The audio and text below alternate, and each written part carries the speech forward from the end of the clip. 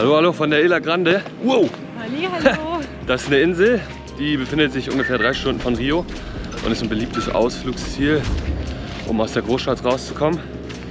Und das war für uns auch bitter nötig. Deswegen sind wir jetzt für 2 Nächte, einen kompletten Tag hier auf der Isla Grande. Ja, genau. Aber wir sind ein bisschen einen anderen Strand als dem, wo man meist hingeht. Oh, warte mal ganz kurz, hier geht es gleich bergab. Genau, und wie heißt der Strand, wo wir sind? Praia de Palmas. Ja. Da mussten wir ein bisschen mit dem Taxiboot hin, um die Insel rum. Gestern Abend noch. Wir sind durch Stau etwas verspätet hier angekommen. Wir hatten Glück, dass wir dann noch so ein Taxiboot erwischt haben. Genau, eigentlich wollten wir jetzt gerne eine Kajaktour machen, nur es fängt jetzt gerade wieder an, richtig doll zu regnen. Ja, es hat sich hier ganz schön festgeregnet. Ja, nichts mit Sonnenschein und Palmen und Strand. Ja, deswegen haben wir uns ein bisschen dazu entschieden, durch den Urwald zu gehen, weil der sieht hier echt krass aus.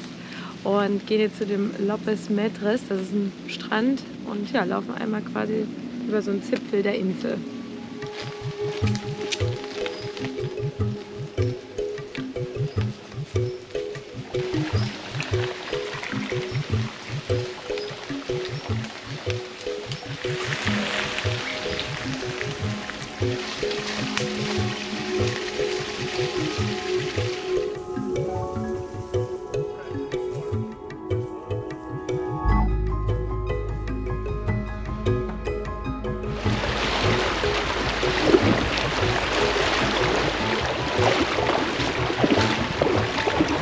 Wanderung mit Hindernissen auf jeden Fall.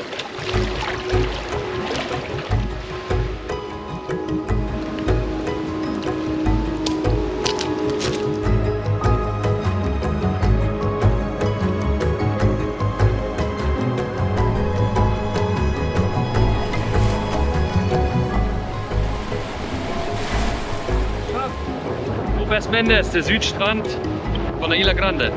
Und hier ist es sehr viel rauer als an unserem Strand.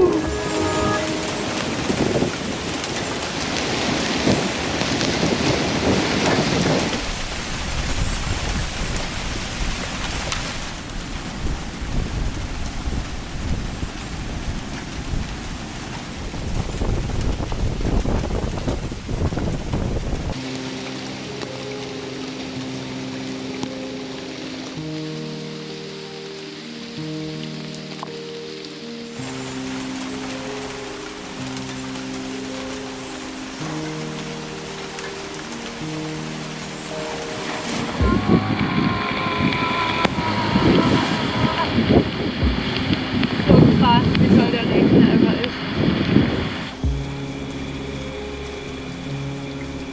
Let's go, du schaffst das!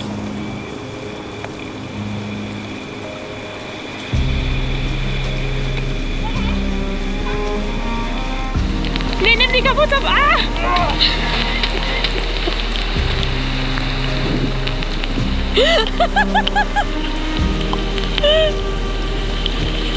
You're still alive.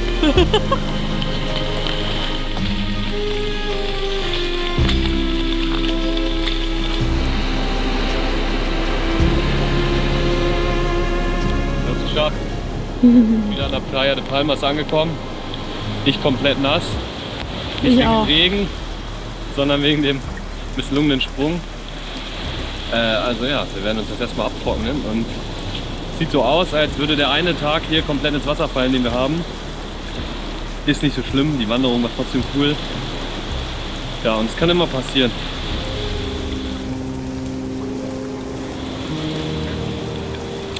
Shit happens.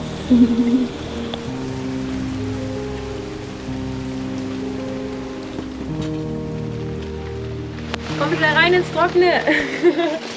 Oh, es hat seit gestern nicht mehr aufgehört mit Regnen. So krass. Zum Glück ist unser Häuschen wasserdicht. Davor hatte ich ein bisschen Bedenken. Kommt ruhig mal rein, ich zeige euch das mal. Das ist sehr eng und kuschelig. Hier ist unser Bett. Tatsächlich ist der Raum, besteht ja nur aus Bett. Wir haben zum Glück etwas zum Laden. Das ist sehr praktisch gewesen. Und was wichtig war, ein Moskitonetz.